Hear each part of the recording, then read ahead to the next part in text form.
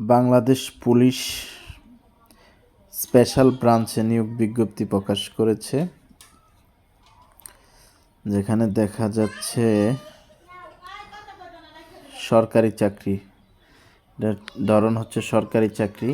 প্রকাশের তারিখ হচ্ছে 28শে জানুয়ারি সার্কুলারটি প্রকাশ হয়েছে।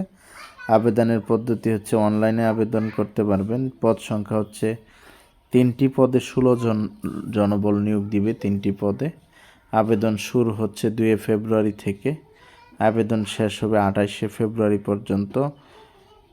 এবং পদের নাম হচ্ছে কম্পিউটার অপারেটর। পদের সংখ্যা হচ্ছে 2টি। শিক্ষাগত যোগ্যতা কোনো স্বীকৃত বিশ্ববিদ্যালয় হতে বিজ্ঞান বিভাগে স্নাতক বা সমমান।